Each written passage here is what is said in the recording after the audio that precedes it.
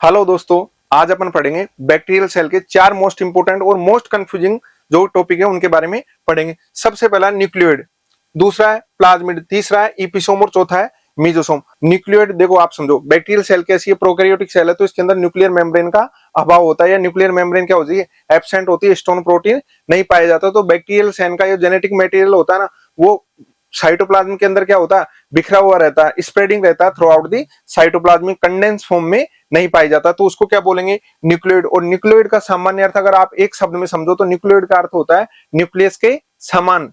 पर आपको पता है बैक्टीरियल सेल प्रोकैरियोटिक सेल है, इसलिए अपन न्यूक्लियस नहीं बोल सकते, इसमें ट्रू न्यूक्लियस का क्या होता है, अभाव होता है या एब्सेंट होता है।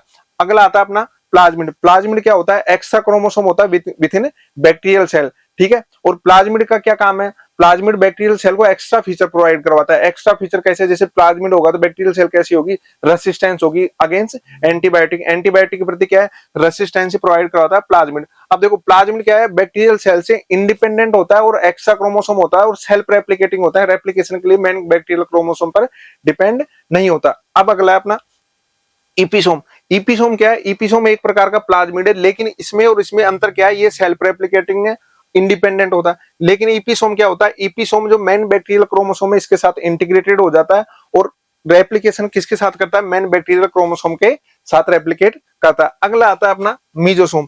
मीजोसोम क्या होता है, मीजोसोम को यूं समझो, इनवार्ड और infolding structure of plasma membrane is known as mesosome. Sir mesosome के क्या कार्य है, आपको पता है प्रोकैरियोटिक सेल है बैक्टीरिया, तो बैक्टीरिया प्रोकैरियोटिक सेल है तो इसके अंदर मेम्ब्रेन बाउंड सेल ऑर्गन नहीं पाए जाएंगे, माइटोकॉन्ड्रिया नहीं पाई जाएगा। माइटोकॉन्ड्रिया की जगह, मतलब माइटोकॉन्ड्रिया का एक प्रकार से दूसरा रूप मान लो ये किसके लिए, बैक्टीरियल सेल के लिए। तो ये क्या करेगा, एनर्जी प्रोडक्शन और रेस्पिरेशन का कार्य करेगा। तो अपन ने आज जाना प्लाज्मिड के बारे में, इपिसोम के बारे में, मीजोसोम के बारे में और न्यूक्लियोइड या जीनोफोर के बारे में। धन्यवाद।